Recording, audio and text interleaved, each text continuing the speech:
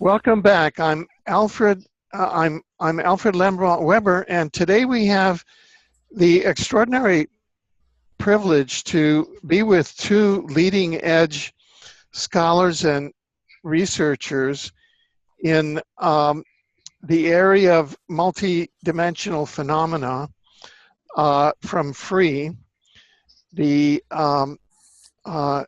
research organization that has grown out of the late Dr. Edgar Mitchell's work and many others. Ray Hernandez, welcome, Ray. Thank you, Alfred. Thank you for the invitation. And Dr. Bob Davis, welcome, Dr. Davis. Thank you. It's a pleasure to be with you. And you have now embarked upon and will be starting, as I understand it, in July 2016, the in-depth interviews of a methodological study that is unprecedented. And what I'd like to do, and as I understand it, Ray, you have obligations, so you'll be leaving within about 60 minutes. Dr. Davis, do you have to leave within 60 minutes? No, I can remain on if necessary. Oh, great, good. Because these are areas which, from our point of view and the different constituencies that are involved in research, as you know, have been studying very, very carefully. Many of the same symptomologies that you'll be studying, although I won't say same, similar, so that a great deal similar symptomologies among experiencers. And some of them, and some of the causes that have been posited for this are interdimensional intelligence. However, some of the other causes that have been posited, and we've had many guests recently with very excellent scientific credentials, such as the late Dr. Rowney Kilda and others. Number one, in the area of artificial intelligence, that is sentient artificial intelligence that, I know that this is a strange sound, that is imitating extraterrestrials and that wants to think that extraterrestrials are creating this. And number two, that there is a covert, what they call a transhumanist agenda, that is using covert technologies. These are remote influencing technologies, voice to skull, etc., that create actual voices, synthetic telepathy inside people's heads, inside their brains, so that they're hearing the voices. And I've dealt in this area now for almost 40 years, and many of the victims are victimized by covert intelligence agencies who make them believe that they're having an extraterrestrial experience. The MyLabs area is a whole area of this, where covert intelligence agencies have mocked up an abduction, where in fact it's a technological experience using very sophisticated technologies that have been, in fact, highly developed, and there are websites that go to this. And the reason why I want to preface our program that way is that our radio program has specialized in bringing whistleblowers, both from the artificial intelligence area and the anti-transhumanist agenda area, to the fore. So I know that many of our listeners are going to say, yeah, well, how do we know that it's not AI, or how do we know that it's not voice to skull, etc. So I just wanted to bring that up before we start your very excellent program design. We're going to be posting all of your papers online so that people can see what the program design is, but we also want our listeners to be satisfied, our viewers to be satisfied that from an experimental design point of view, you have controlled for these two non-interdimensional, authentic interdimensional intelligence or extraterrestrial intelligence, however you want to state it, causal factors for this type of symptomology. Having said that, I'm going to step back and allow you really to come forward and describe the program, and then I'd like to go through each of the PDFs, which are very interesting, and perhaps talk about them. Ray, do you want to start this off? Okay, sure. Bob, let me just give a broad overview of FREE and the methodology. But let me just preface that by saying, Alfred, that we did ask approximately 6 questions that were MyLab related questions. So we did cover that topic. Okay. And it wasn't a huge number that did come back with responses from MyLab, but it was, significant for us to get an idea of overall in the general population, how many people have experienced MyLabs. Also, I do know of at least one person, very highly educated individual, who did mention the whole aspect of the psychotronic aspect of this phenomenon. And so I do not take that lightly, that issue. It's just that when we started this, we did not ask specific questions on that, but we did ask tangential type of questions that once we get into the interviews, we will be able to have a better idea of the type of information that's being received, how it's being received, and the specifics. And as you know, in a structured quantitative format where you have fixed choice questions, it's very difficult to really get at the true sense of what's going on, and even for a subcategory of the psychotronic aspect that you're talking about. So given that foundation and that initial response, let me inform your viewers that I was on this show, I think it was maybe about a year ago or so. Correct. And at that point, we were still in the middle of doing our data collection, and I could not speak about the data results. But now we've closed off our surveys for the research purposes. We're still collecting data, but this new data is not going to be included for the analysis part of our survey. So that's a distinguishing issue.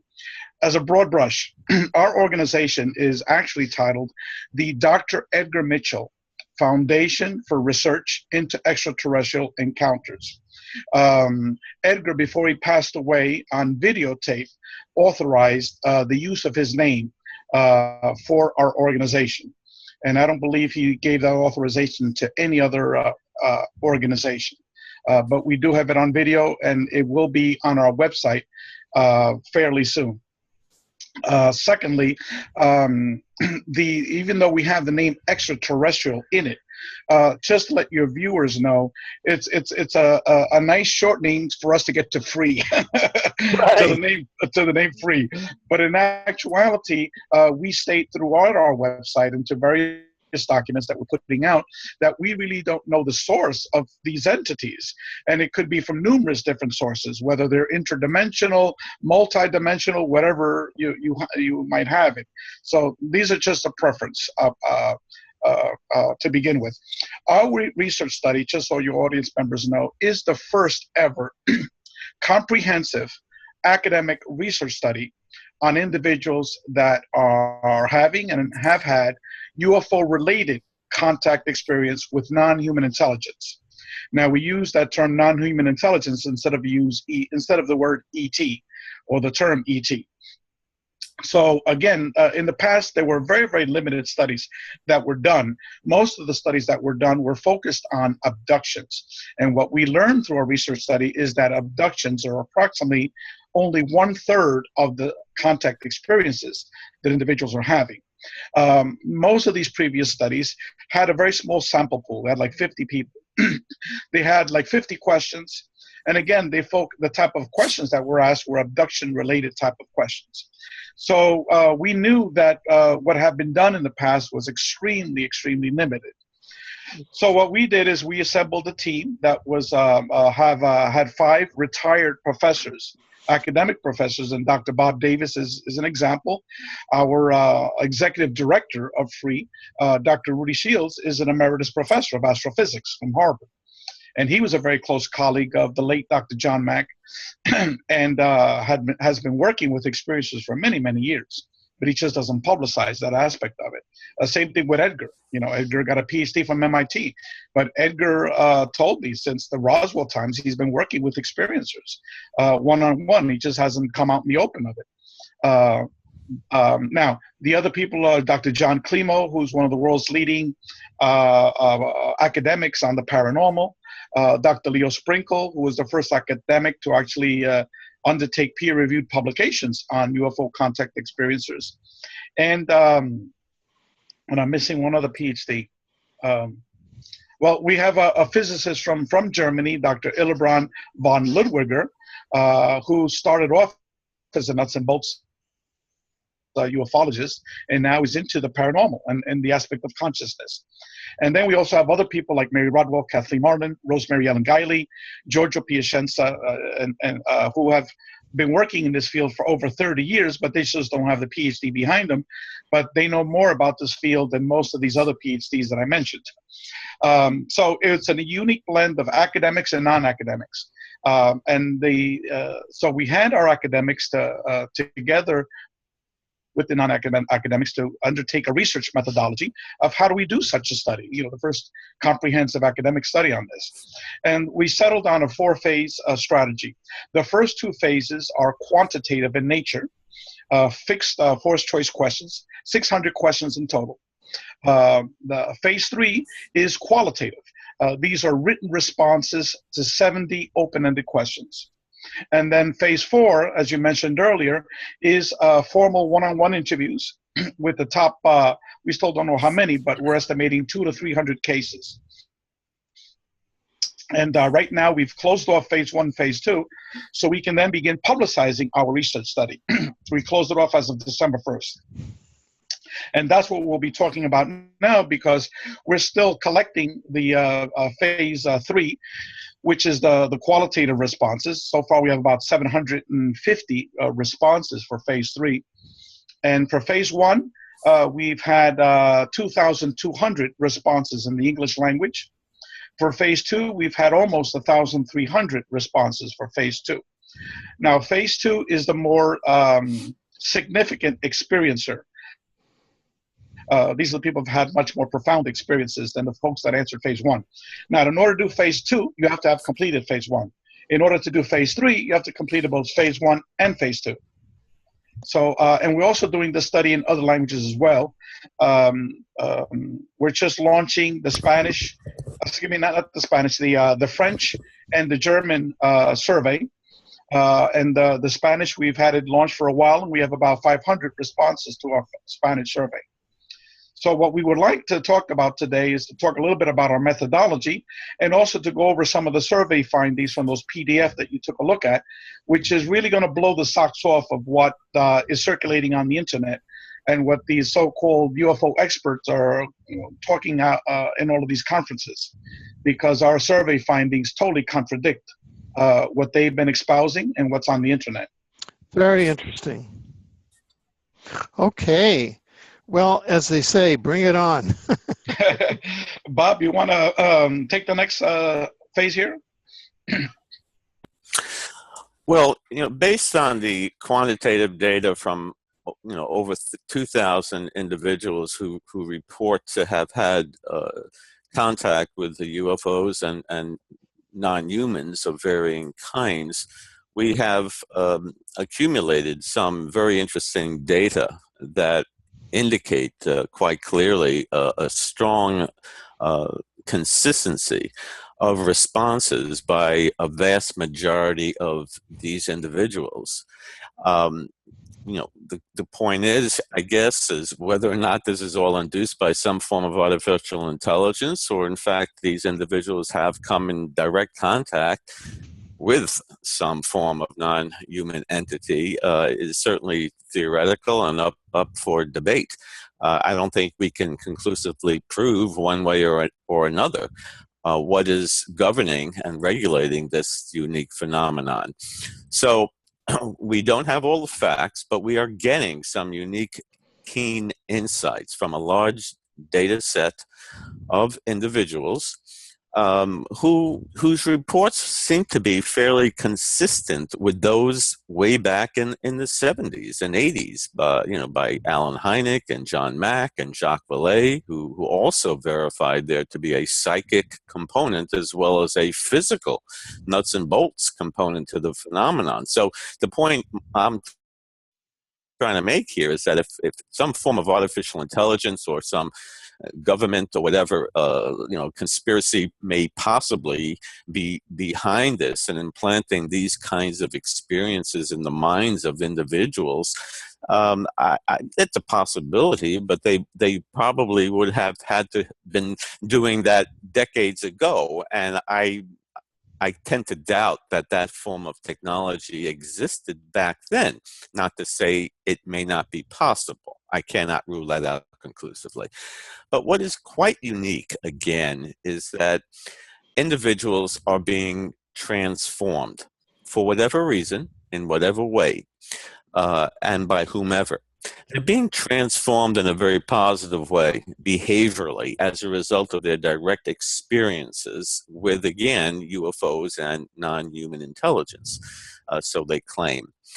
And they become, at least over 70% of the very large data sample we have, contend that they have become more spiritual, less materialistic, more loving and caring, more ecologically sensitive. They feel harmony with the universe. They tend to report that they now understand everything. They feel very positive about their unique encounters. Over 90% of these individuals don't want their ET contact experiences to end. That's how positive of an outcome it has had on their personal beliefs and personality and overall sense of who they are. Now, are they living under some fantasy? I don't know. But what's uniquely interesting is that the data are consistent. They say the same thing. And you can't ignore that. The question is, how do you interpret that? What conclusions can you make from that? And of course, there are going to be a number of different theories and associated conclusions by a variety of different individuals who will try to analyze and interpret the data. We're not going to come up with the answer, but what we are trying to do is to focus ufology in the direction where I believe, and Free believes, needs to go, in order to try to determine what is the phenomenon that is occurring. We have to better understand the essence of the experiencer. What are they actually going through? What are they sensing from the experiencing? How is it affecting their lives? The psychological cognitive component, which has been largely ignored, as Ray emphasized. We are not going to advance in terms of our understanding of this phenomenon if we continue doing what we have been doing over the past many, many decades. I continue to listen to radio shows, read books, and I hear the same thing. Is that or is that not a UFO? Big deal. I think people are wasting their time trying to catalog and document whether something is unexplained or not. The point is, we have learned a great deal about that aspect of the phenomenon, the physical manifestation, the kinematic behavior, what they do, how planes try to chase them, shoot them, blah, blah, blah. It's real. The phenomenon exists, but we clearly are not going to come up with an answer if we focus our research attention, shall we say, in that direction continuously. Whether or not a Russian craft crashed in Roswell, or was a balloon, or was extraterrestrial in origin or nature, Phoenix Light, Rendlesham, etc., etc. Retrospective analysis is not going to get us anywhere. It's important. I commend those who investigate it. We have learned a great deal about it, but we only learn about the nuts and bolts, not the underlying motivation, objective essence of what the phenomenon is all about. And that's where free comes in. And thus, we are, I believe, pursuing the right type of research by getting to the heart of the matter, by analyzing the essence of the experience and trying to make sense out of that. Here again, we're not going to come up with any firm conclusions, but this is an area of research and data collection that is fundamental, that is critical in order to focus ufology in, I believe, the direction it needs to go in order to complement what we know about the nuts and bolts and really try to better understand what is the nature that governs this phenomenon. Right, right. I'm thinking what sort of popped up to me, Dr. Davis, in what you were talking about was a memory, in fact, of conversations we were having quite recently, going back even to Dr. David Jacobs' work, perhaps you recall that, which along a spectrum would take the same phenomena, that is abduction research, and would have a very different interpretation of the same phenomena, say, than another person would, the Harvard professor that you just mentioned. And again, I'm looking at your at some of your findings here. Do you believe ETs in general are bad, quote, malevolent, quote, evil? Yes is very small. I can't see the exact figures, but it's a very small portion of the pie. 16%, Alfred.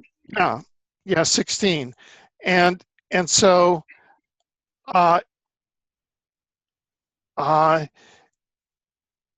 that perhaps all along we, not only in the research community but in the general human population, have gotten skewed memes or interpretations of the data, because originally, say, people like Dr. Jacobs were looking at the data from a misleading point of view, or from a point of view that wasn't entirely grounded in. Does that make sense to you? Yeah, let me address that point, Alfred. That's the essence of why we undertook this study. First of all, Dr. Jacobs' last book was based on less than, I think, 15 individuals. Mm-hmm. His hybrid book, that's it, it's 15 people. Mm-hmm. And that's just people that walk through his door. And if someone's going to knock on his door, they know where his perspectives are, that these ETs are not good. Mm-hmm. Okay, that they're malevolent. And Dr. Mack originally got most of his people from Bud Hopkins. Okay, again with similar perspectives. I've entered into many conversations of people who had gone to Bud Hopkins that were referred to Leo Sprinkle. They said, well, maybe you might not be a good fit for me. Well, what does that mean? That means that you have positive experiences and maybe go to Leo because he's the Mr. Positive Experience guy here, not me. Okay. That is Dr. Leo Sprinkle. You're correct. These are people that had gone to Bud Hopkins that were then later on referred to Leo because their experiences were positive. And Bob, correct. And Bob was not into positive experiences. Okay. So the point that I'm getting at was that most of what's circulating on the internet, okay, this is not information based upon statistical studies that were independently verified, that were scientifically collected. As I said, most of the very few previous studies focused on abductions, and right there, that's a bias to begin with. Most of the abduction studies that were done were someone would call, Bud Hopkins. Hey, Bud, do you have anyone that wants to be interviewed? David, do you have anyone that wants to be interviewed? Mr. Carpenter, do you have anyone that wants to be interviewed? Dr. Mack, etc. So it was already pre-selected. Okay. And the way we did our dissemination, okay, first of all, most of these studies only focus on abductions, like I said before. Secondly, these individuals already pre-selected. They were not anonymous. Okay, you already knew that this person was abducted, and in many cases, these people had negative experiences. Okay, but our approach was that we sent out over 2,500 emails to almost everybody that's ever written a book on ETs, on UFOs, on abductions, the spiritual aspects of it. We sent you emails, as a matter of fact. Even and I just want to clarify here. They say, I actually received that. I began my response, and in the middle of my doing that, I began my 6 months research on AI, and I began a complete internal reevaluation of my experience that happened in February of 1973. And I've written a 750-page book on it. And even now, my internal evaluation of that experience is still in flux more than 40 years afterward. That is, I still haven't made up my mind what the intelligence behind that was. That is, I had a certain experience, had a certain opinion, had certain evaluations of it over the course of 40 years. And then it became very intense in 2015. I wrote a 750-page book, which I have not, it's not public yet because it's still in process. It's not final because I have not decided as yet what the nature of that experience is. It would fall somewhere in your study, but I don't know if it's AI, interdimensional, spiritual, whatever, or human voice to skull. I haven't. It's a puzzle and anomalous to me still after 40 years. So I figured that I would not complete the questionnaire yet because it's not final in my own mind, and I did not feel confident enough to make definitive answers. If that is okay to the researchers here, I would have to append my draft book as an appendix. I said, look, it's better that I withdraw from this study because I'm too equivocal about the whole thing. So that's why I just wanted to bring you up to date. Okay, no, that's fine. Yeah. The point that I'm trying to get at, Alfred, was that we disseminated this survey to thousands of researchers. Right. in this field and in associated fields. We also publicize it in over 500 Facebook sites. On a monthly basis, we would make the same posting, informing people of our research study to take the survey. And we didn't send it to just ufology organizations. We sent it to CE5 organizations. We sent it to organizations on spirituality, on consciousness, to Reiki healers, to New Age organizations, besides the hundreds of groups out there that focused on UFOs, to paranormal organizations. So in other words, we didn't just go to MUFON or to CUFOS or to David Jacobs or Bud Hopkins, Right. say, do you have anyone that might have had abduction experiences? Okay, Right. it was very, very broad, very, very wide, and that's why. And also, we did our study anonymously. Right. Okay, and that's a huge separation from the other previous studies. Now, that's one major approach. Now, what we found that Bob had stated earlier, all of us in FREE have agreed that the most fundamental finding out of hundreds of different types of topics is the profound change that experiencers have undergone for the positive. Now, let me tell you how that methodology was based off. Okay, I don't know if you've ever heard of this near-death academic. His name is Dr. Kenneth Ring. Oh, that's like, have you heard of Albert Einstein in physics? Okay, correct. He is, as you well know, then one of the two top leading scholars on near-death experiences. Exactly. Correct, together with the professor out of the University of Virginia, Dr. Bruce Grayson. Okay, Right. These are like the Albert Einsteins, as you said, of NDEs. Okay, well, in the mid-'80s, he wrote two books. The one that we base this methodology off of is the book titled The Omega Project. That is very interesting that you've gone to Kenneth Ring and the NDEs. That's so encouraging because you've taken what I call an omniversal perspective, but I'll Okay, all right. that from later. Hear me out and you'll see it's Yeah. very, very expensive. What he did in that book is he took 150 individuals. This is a quantitative study that he did, quantitative. 150 individuals that had NDEs, and he compared it with 150 individuals that had abductions. He gave them the same battery, the same instrument, about 150 questions. Most of those questions dealt with how did these individuals transform after their experiences, their psychological profiles, in other words, okay, and their opinions and beliefs as well. So what we did is we copied over 100 of those questions, about 150 total. I would say maybe 75 dealt with the transformational aspects. What Dr. Kenneth Ring concluded was that both these two groups turned out, transformed into the same personality profile, okay? And I could go over some of them, but Bob stated earlier, people that all of a sudden were money hungry, all they cared about is money, the total opposite. No concern about materiality. People that were religious all of a sudden don't care as much about for institutionalized religion. People that had very little sense of spirituality all of a sudden are deeply spiritual.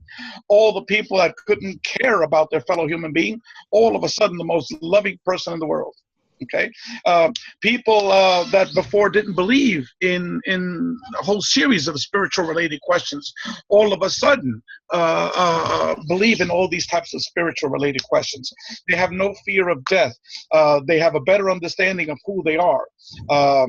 Consciousness. They're trying to evolve a deeper sense of consciousness. I mean, huge nature, ecology. All of a sudden, people couldn't give a darn about ecology. All of a sudden, are the biggest Green Party advocates in the world, you know. So what we did is we duplicated his study, and we got the same exact findings. That the vast majority of these experiences, depending on the questions that were asked, but anywhere from 75 to 90% of these individuals underwent a tremendous change for the better. So that, I mean, if these ETs were so negative, so bad, so evil, then why are they changing the vast majority of these experiences for the better? Okay. And if I may add, Ray, Sure. if this somehow is a conspiracy by whomever regarding the artificial implant, of such experiences and related notions in people's minds, continue to do it if it's having such a profound And positive effect on people, which it is, apparently, according to our data. Bring it on. don't stop. But whatever now, the etiology, so to speak, of this is, it's a very positive one. yeah, And another variable that we should emphasize too is that what is uniquely different in our large population database is that these individuals report to have conscious recall of the experience. And that is in sharp contrast to some much smaller studies that have been done by um, the NDE researchers who utilize hypnotic regression. The abduction researchers, Bob, the abduction researchers. Right, that's right, the abduction researchers. And that hypnotic regression technique is certainly scrutinized and not well controlled, and it does diminish the validity of the responses. And that's why we purposefully asked what type of conscious state that they were in when they had these experiences. And it's a fundamental aspect of our research that makes it distinctly different than previous ones, which again are much smaller in terms of population, in terms of the number of questions, among other aspects of the study that we feel make ours quite unique. And we are not done collecting the information. We're now analyzing the qualitative responses, as Ray pointed out earlier, to get more of an in-depth understanding of their essence of the impact of the experience that it had on them, as well as the type of physical, physiologic, psychologic, spiritual, interdimensional space-time alteration, the whole continuum of issues associated with this phenomenon is being revealed to us. And we're looking for similarities, dissimilarities, and we are developing quite an interesting story thus far that we have yet to complete. And we are not only doing this study here in just the United States. This is worldwide. At least that's what we intend to do. And we had 70 countries that responded to the English language survey. That's right. And right. So sorry, Bob. I just wanted to point out that we already have responses from 70 different countries in our English language. Right. That's right. And we're broadening the population database, which consists now of a few thousand, and we expect it to continue to increase dramatically. So we'll be able to do cross-cultural comparisons. We're going to be doing it in Germany and in Russia, and we're pursuing other avenues. So we have a lot of people on board worldwide who will be piggybacking, so to speak, by applying this same type of research process that we are now undertaking here. Now, Bob, if yeah, I'm sorry. No, go ahead. What I was going to say, Alfred, is if I could go over some actual data, some actual questions, so the audience members do not get in theory. Okay, so they don't get bored in theory like that. We actually have some actual structured questions. I would like to focus on Alfred, and Bob and I can piggyback on this. Bob, I've pulled out the two PDFs. One PDF is ETs, are they positive, negative, both, or neutral? And the other PDF is the spirit world and spirituality aspects of this phenomenon. So we asked this question, positive, negative, neutral, or both, whatever. We asked it in many different ways, Alfred. But you asked this question before, and let me bring it out to your audience members. Okay. We asked, if you could stop your ET contact experiences, would you? Okay. Now, interesting, only 16% said no.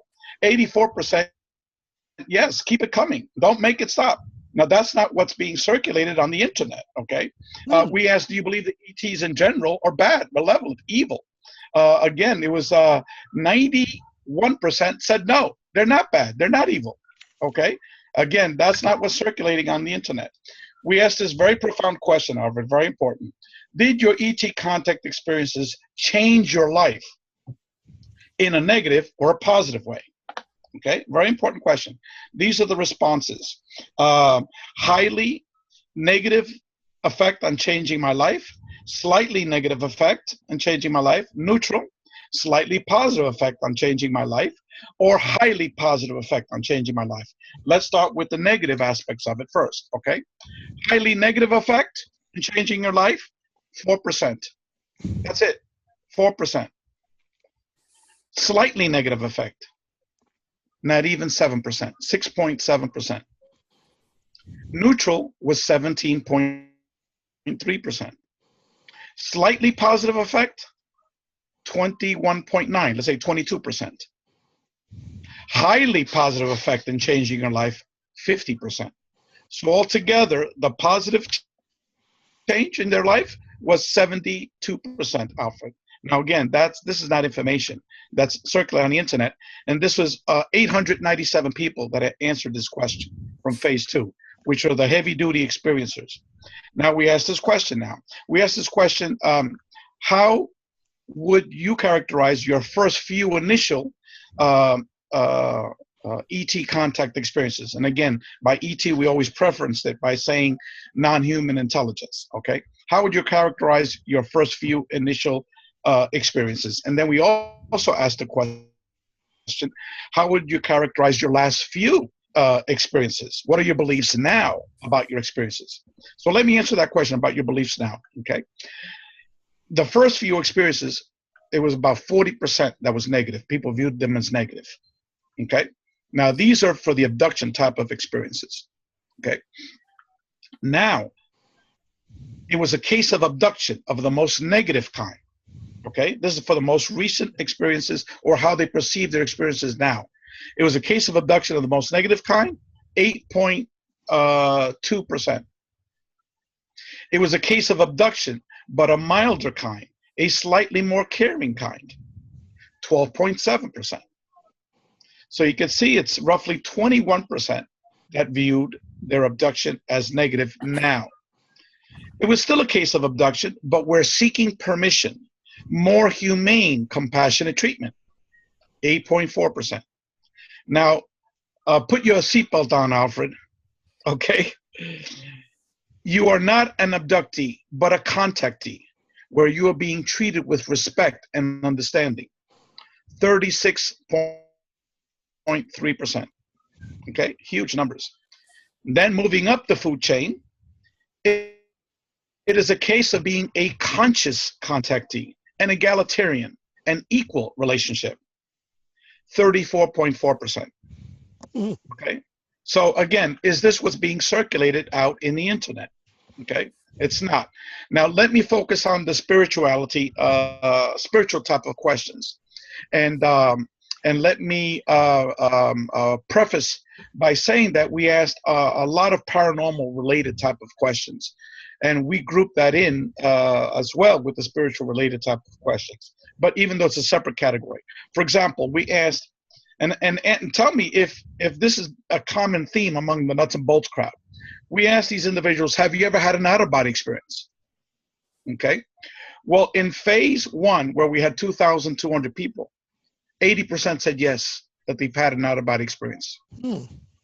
In phase 2, 1,046 people answered this question, and these are now the heavy-duty experiencers. 78.3% had an out-of-body experience.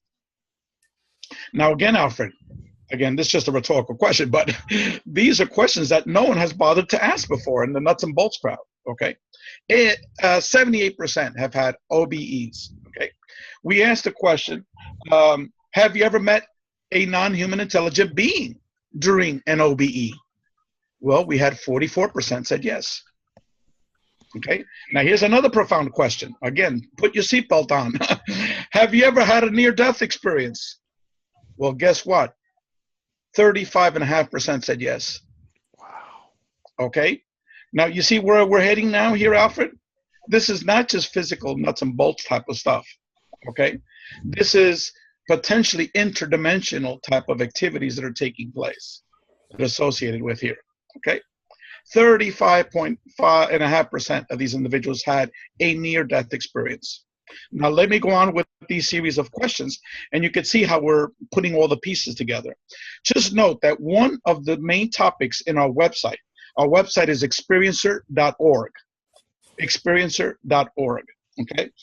We have two main, the first two main topic areas. The first one is the contact modalities, where we have numerous articles by Dr. John Climo, by Giorgio Piacenza, by myself, by Dr. Rudy Shields, by Dr. Edgar Mitchell, arguing that there are various modalities of piercing the veil to have communication with non-human intelligence, i.e., out-of-body experiences, near-death experiences, UFO-related contact, channeling, shamanic journeys, remote viewing, mystical meditation, lucid dreaming, etc., and that all of these modalities have been studied independently, separately. But in fact, they're all interrelated. They should be seen as one. And we have those articles on our website. Secondly, we have all these articles on the physics of consciousness, which tends to put different theories for the big picture of how these contact modalities can be incorporated under advanced theories of physics. And we have at least 8 different physicists that have written articles for free. Then now you can understand the context of these questions that we're asking. Okay. So now you have a better understanding, Alfred, of where we're coming from. We asked this question: have you ever had a past life memory? Again, the nuts and bolts crowd would never ask this question. For example, memory of your consciousness in a previous life. 65% said yes. Do you have memories of you visiting or receiving a glimpse of heaven, or what can be called the spirit world? 44% said yes. Do you believe that any of these oh, here's another one. Double click your seatbelt for this one. Do you believe that any of these ETs have performed a medical healing on either you or another member of your family? Let me repeat the question. That's how profound this question and answer is. Do you believe that any of these ETs have performed a medical healing on either you or another member of your family? Now, you know, in my case, these ETs or these entities, whatever it might be, they healed our dog. We were going to be euthanizing our dog that same day. They came, they appeared, they took my wife away and the dog. They knocked me out for 45 minutes. And when my wife returned, unfortunately, she returned the same. And when the dog returned, she was completely cured of her total paralysis. And we had to call off our vet and said, look, you know, don't open up the office because we're not going to be euthanizing her, you know. Chris Bledsoe, another very, very famous experiencer, was completely cured of Crohn's disease. Reverend Michael Carter, I don't know if you ever heard of him or might have interviewed him. He's an ordained minister. He was completely cured by a Palladian type of being of major blood clot. One leg was twice the size of the other leg. Preston Dennett, a major ufologist researcher out of California 20 years ago, wrote a book titled UFO Healings, where he demonstrated 220 cases from the writings of Allen Hynek, of Jacques Vallée, Carpenter, numerous of the researchers from many, many years ago, all case studies of medical healing by these UFO-related intelligence. Okay, but yet it's been swept under the rug. When he asked Bud Hopkins, Bud, have you heard of any medical healings by an ET? He said, not only have I not heard of a medical healing, I never heard of any positive experiences. Okay, that was Bud Hopkins. You could ask the same questions that David Jacobs, that he stated publicly. He's never heard of one positive experience out of this. Okay, so it just shows the agenda that these two individuals have. But yet, when we independently ask these experiencers anonymously, 935 people answered this question. Okay, guess what? 49.5% said yes. Amazing. These ETs have performed a medical healing on either themselves, or another member of their family. The total amount was 462 individuals. This is astounding scientific findings. This profile is just astounding. Okay, let me go on with these spiritual related type of questions. I asked this question because my wife had this particular experience, and I subsequently found out that another friend of ours also from Veracruz, Mexico, this woman's a 60-year-old school teacher in New York City. Okay, she had the same exact experience as my wife, which is basically saw these three tall beings, human-looking beings in a white monk's robe, floated 15 feet in front of her for 30 seconds and like a foot off the ground, and then instantaneously disappeared. So I've heard that story before by so many people. So I said, let me ask this question, because I've spoken with hundreds of experiencers now.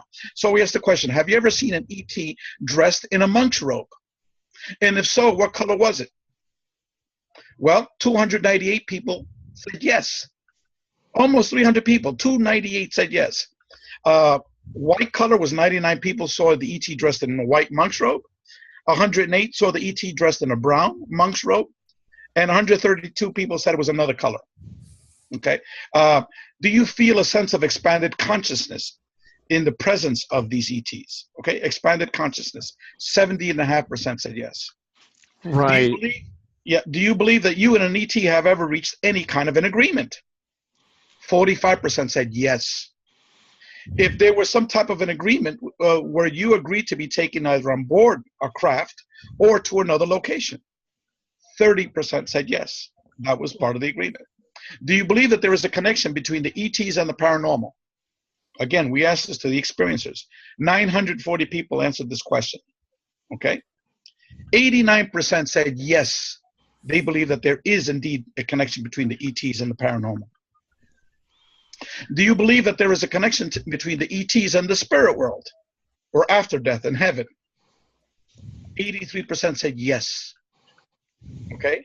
Do you believe that there's a connection between ETs and reincarnation? 76% said yes. Now, the next series of questions is what the ETs told them, not the belief of the experiencers, is what the ETs directly told them. Was any of this ET communication concerning life after physical death? Well, guess what? 30% of these people said, yes, the ETs told me about life after physical death. Okay. Did the ETs ever communicate to you spiritual messages? 54% said yes. Did the ETs give you any message of reincarnation? 27% said yes. Did the ETs give you any message about God or a creator? 34% said yes. Did the ETs give you any information that we humans were created by them, by these ETs? 19.5% said yes. Did the ETs give information that they are upgrading our human DNA? 25% said yes. Did the ETs give you any information about the death process, about life after death, or the spirit world? 33% said yes. Did the ETs ever tell you information about soul swapping, i.e. your soul moving into their body, or that their soul can enter your body? 16% said yes. Okay, not a huge number, but 126 people. That's quite a bit, okay? Yeah, it's... Okay, so I could literally go over like another 30 of these types of questions. Yeah, I know that you have to go in 10 minutes, and I have a question to ask you. Yes, please. Oh, I've got another 20 minutes to go. Okay, well, why don't you finish, and then just leave me 5 minutes for a question that I have for you at the end. Sure. Maybe we can switch now to Bob, because I've got about 20 minutes or so, and then you could ask me that question after Bob continues. Okay. Dr. Davis. Yes. Yeah. So do you want to go into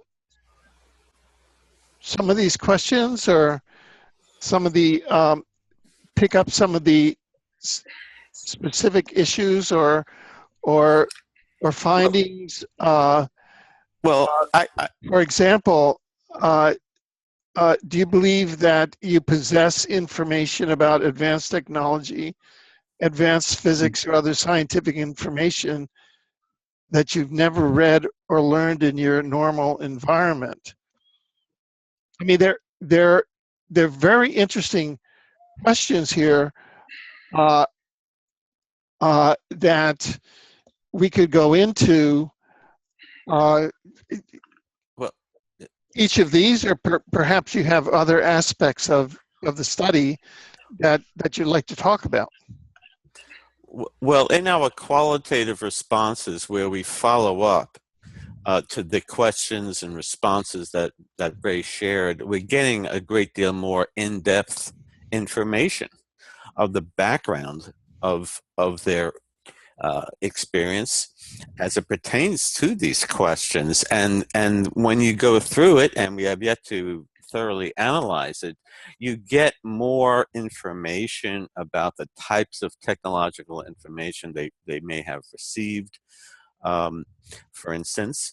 But I think the bigger issue here is that they, over 90%, feel that there is a type of grand plan that's in motion that they feel they're all a part of. And what that is difficult to know for sure, but they all contend it's a positive one to increase humankind's spirituality, raise their level of consciousness, make us more humane, and stop killing one another in a way that we have historically and at present as well.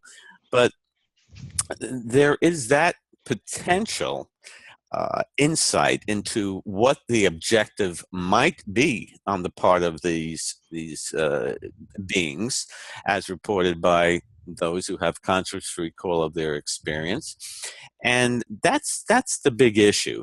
Now, my background is in science. I maintain, at least I try to, objectivity. And I wrote a book recently, which is on Amazon, if I may plug that. It's called The UFO Phenomenon, Should I Believe? My point is that I tried again to present the facts, not be biased one way or the other, and let the reader decide which way to go. What to make of the facts that we have on hand. I try to do, in other words, the same thing with the data here. And it is difficult to maintain that objectivity. We all want to, or we all agree with things that we hear that's consistent with our belief, of course, confirmation bias. We all fall into that error in inductive reasoning in varying ways. And I still am trying to maintain objectivity, but I can't help, nevertheless, be somewhat biased in thinking that there is certainly a profound phenomenon that is occurring that certainly remains unexplained, but it is something that we must embrace and focus our attention towards. Not only members of free, a very small subset of the large population, but we need for the scientific community to become much more engaged. They are on a very limited basis. And we're trying to educate not only society in general, but certainly also the scientific community, so that others can continue research along these lines in varying ways. I would think, for instance, that psychologists and sociologists would look at this data and be quite interested, quite stimulated by the types of information we are receiving. Not that they will have an answer as to why they are saying what they are saying, but the fact that so many people are essentially consistent in their responses in so many different ways in response to over 600 questions that we have presented in our surveys, that represents a very, very intriguing, I think, commentary about what is going on with individuals' psyche. Why are they being transformed the way they are? Why are they changing their belief system? These are critical issues that if the social scientists were made aware of, they would, I would think, many of them at least, would continue research along these lines to better understand what's at play here. And I'm not saying they're from another dimension, planet, from our future, whatever theory you want to come up with, or is it a psychocultural phenomenon, or is it artificial intelligence? Whatever it might be. Yeah. And I'm not here to come up with an answer, despite you're asking a key. Make firm conclusions in the absence of concrete, tangible, objective data, and so we have to be careful not to fall into that trap. Yeah, you're asking key questions among all of this. The commonality of data, number one, and your term, the grand plan, kind of go together, because if you have commonality of data, then you have, typically with a grand plan, you have commonality of data, because a grand plan is designed to create commonality of data. Now, if I might, and I'm looking at the clock here, so you have to advise me. You're going to say, I got to go, and you're going to jump in. But I'm leading up to asking the question, and I'd like to get an answer from both of you gentlemen. And this is really a trial balloon, but there's so much synchronicity between this project and another project that we're also conducting interviews with, and that's a hybrid project, not the hybrid project that you mentioned, but a hybrid project being led by Miguel Mendoza. Do you know him? From yes, he co-wrote a book with with Barbara Lamb. Yes. And again, that was only based, I think, on 8 individuals. That book. Yes, right. But I'm talking about a content analysis. The content analysis of their findings are congruent with the content analysis of your findings. Is that's all I'm saying. Yeah. Now, let me put on my. We did have, Alfred, over 300 people. We had a series of questions related to the hybridization program. It was about 10 different questions. Over 300 people stated that, yes, they believe that they were part of a hybrid program. Yeah, right. Exactly. Now, let me toss this. Oh, sorry about that. Yeah, that's fine. Let me toss this out to get to Dr. Davis's questions, and because the field that I'm researching now is rather an esoteric field. And so are we, Alfred. Yeah, no, right. But within our esoteric field, it's rather esoteric, and the title of it is density ascension. Are you familiar with that term? Okay. No. Density ascension is like teleportation within dimensions of the dimensional ecology of the omniverse.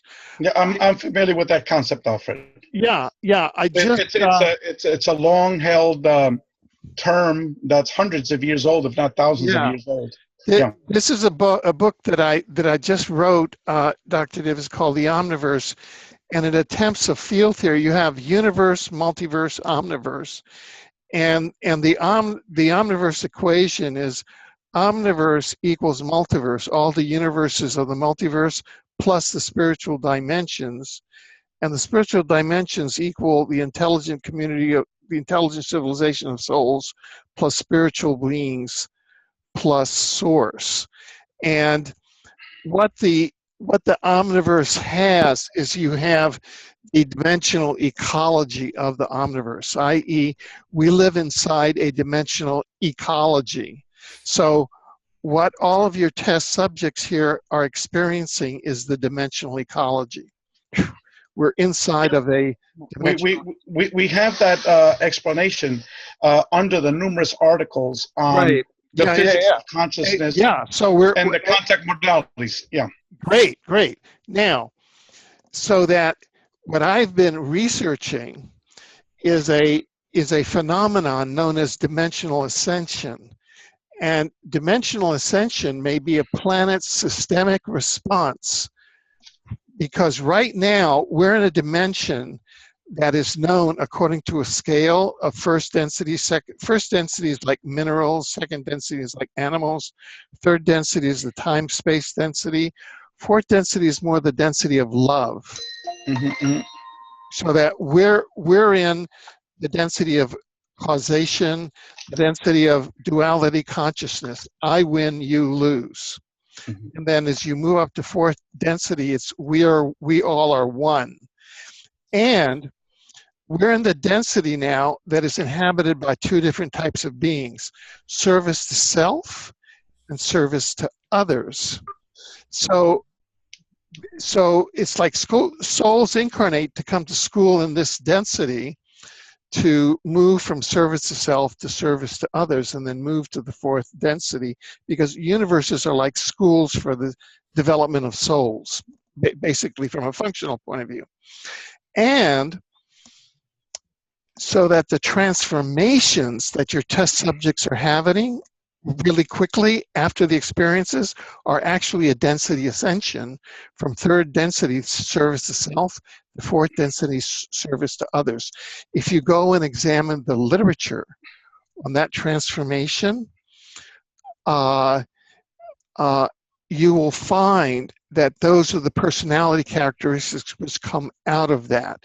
If you go to Dr. Michael Sala's most recent book, which I'll put in your chats or send you by emails, on the Secret Space Program, his last chapter is on density ascension as part of a disclosure thing. And I'm now doing, the book that I'm researching is on that as well.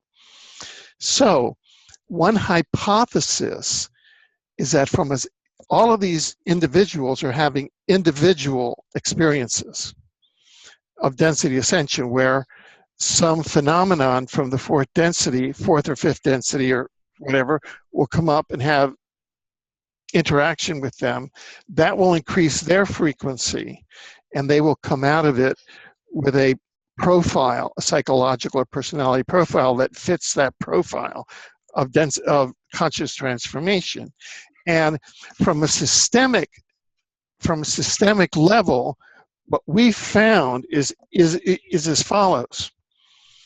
This density ascension may be synchronous with, quote, the great year or the yugas. For example, we're now passing from the Kali Yuga to the Satya Yuga in the Eastern Yuga system, that are cyclical portals opening every 25,800 year cycle around the equinoxes. In other words, on December 21st, 2012, we completed the 25,800 year cycle around the equinoxes, and with that, there opens a portal whereby you can have a planetary ascension, because the universes are machines for developing souls.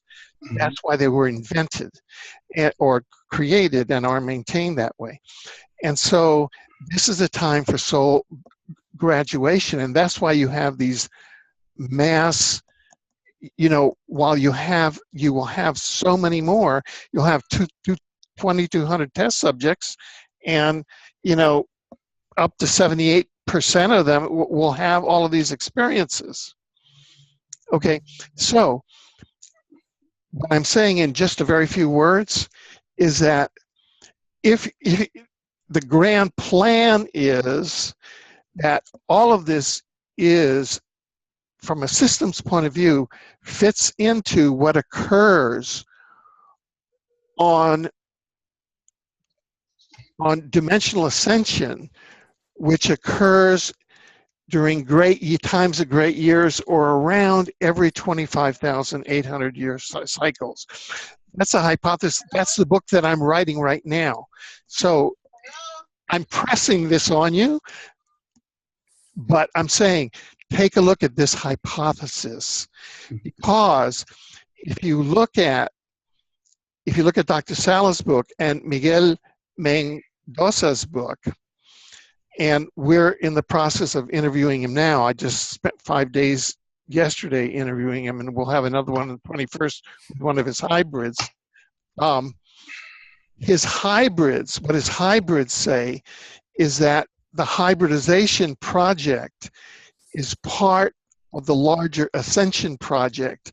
And once the ascension is done, this planetary ascension, the hybrids are drawn back and go back to their original places in the omniverse. They go off to their original planets. So we're in a special place now. I'm trying to answer your question is, what is the grand plan? And the grand plan, or the grand phenomena that's occurring, may be the density ascension that may be happening once every 3 cycles. What the law of one says, this is in Dr. Sala's book, confirmed by whistleblowers Corey Good and David Wilcock. What happens is that every 3 galactic cycles, you'll have a planetary ascension. So this is, and I'm throwing out hypotheses. I just surfaced this at a conference here in Vancouver 3 weeks ago, okay? So this is a hypothesis. Well, Alfred, yeah. Anyway, okay. Yeah, what I was going to say, Alfred. I'm just going to step back and ask you to respond. Yeah, if you go back to the literature of the Theosophical Society, okay, way back in the 1800s, you'll see the same exact topics discussed, almost verbatim. Okay. Yes, you're right. Yeah, and then as these topics get evolved over the years, it's the same themes. No matter how you want to categorize them, these are all based upon, Eastern mystical literature. So they've been around for thousands of years, almost the same exact quotes and topics. And as the years go on, new people pick them up, evolve them, a little bit more. But these are not like novel topics, as you know, Alfred. They've been going on for hundreds and hundreds of years, being publicly progressed. The Theosophical Society was the first one to really publicize it in the Western world, as you know. And again, that was associated with channeling, in the early on. It was like a mixing of channeling with like Eastern, philosophy. But again, it was this whole issue of evolution, consciousness building, elevations of soul, of soul cleansing, of moving on to the next level. So it's been going on for quite a while, and I'm certainly aware of it. But our data certainly confirms that hypothesis in a nutshell. What you're getting at, that humanity is undertaking, even if it's just the individuals that have been having these experiences, they are evolving to a higher level of consciousness, a higher level of evolution, based upon these experiences. And as Bob had stated earlier, the entire free board sees that particular concept as the most important finding of our research study. But again, we explored tons of other topic areas. Like I said, we touched on the hybridization program. We had touched upon abductions. What really is an abduction? We found out that there's numerous people that are approaching this as an agreement type of, like a third of these people. For the hybridization program, there's a lot of people that have direct responses by the ETs why this is taking place.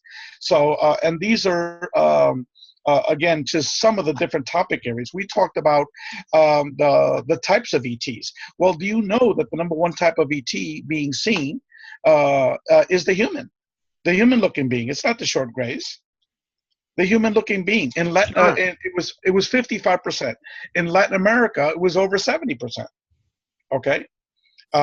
So it's the internet is filled with so much misinformation.